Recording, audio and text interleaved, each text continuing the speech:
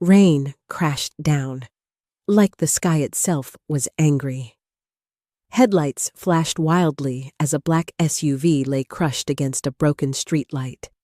Smoke rose from the front of the car, mixing with the rain. Inside the wreck, a woman trembled.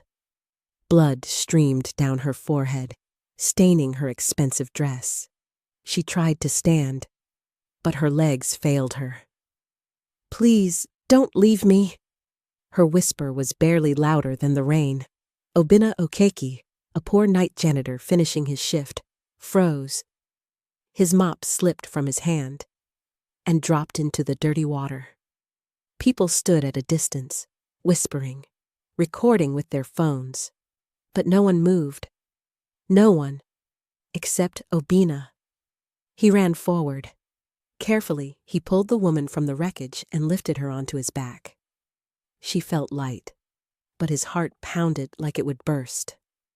Fuel filled the air. Behind them, a car door slammed shut. Across the road, hidden in the shadows, a man raised his phone. "She survived," he said quietly, "but a stranger has taken her." Obinna didn't hear this. All he knew was that he had to save her. He didn't know who she was, and he didn't know that helping her had just put his life in danger. All he knew was that her breathing was weak and uneven as he rushed into a nearby security post. The guard shouted for help. An ambulance was called. Obinna stood back, soaked, shaking. He watched as they placed the woman on a stretcher. Before the doors closed, her fingers tightened around his wrist. "Please, don't go." The siren wailed, drowning her voice, as the ambulance sped away. Obinna stood there long after it disappeared. Rain washing over him, a strange fear settling in his chest. Later that night, he walked home through narrow streets, unaware that a black car followed him from a distance. He reached his one-room apartment, locked the door, and finally breathed out. But inside, something was wrong. His door had been opened. Nothing was stolen. Yet the room felt different, cold, threatening. Footsteps stopped outside his window. Obinna held his breath as a shadow slid slowly across the wall. A phone vibrated in the darkness. "That's him? The janitor." Obinna didn't know it yet, but the people searching for the woman had now found him. And they weren't coming to say thank you. Sleep never came. Every creak of the apartment felt like a warning. The rain had stopped. The streets were dark. Perfect for someone watching. Her face haunted his mind.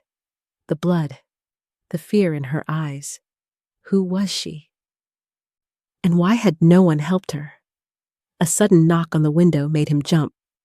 By morning, a black envelope slid under his door. No name, no stamp, just one word. "Helped!" His hands trembled. The danger wasn't behind him anymore. It was waiting. Meanwhile, miles away, in a penthouse overlooking Victoria Island, the woman was awake. Her name was Adaize Nwosu, one of Nigeria's youngest billionaires, rich beyond imagination, yet terrified. A stranger had saved her life, and now he was in danger because of her. That evening, Obinna opened his cupboard. Another envelope. Inside, a card.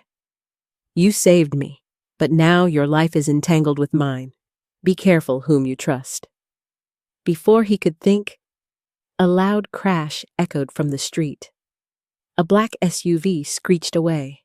A man lay slumped on the road. On his chest, a corporate security badge. Obinna's blood ran cold. These weren't ordinary criminals. They knew his face. And now, he was a target. That night, a faint scratching touched his door. The handle turned slowly. The door opened. Adaize stepped inside, drenched from the rain, eyes locked onto his. "It's me."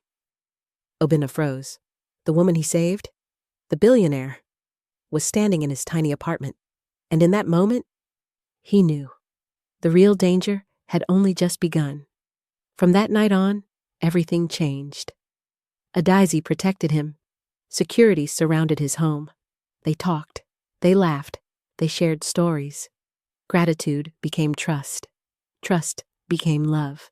When danger came again, they stood together. Weeks later, she asked him to stay. Forever. He said yes. They married quietly, a poor janitor and a powerful billionaire. Different worlds, one destiny. Even after marriage, threats remained. But so did love. Under the Lagos night sky, Ades held his hand.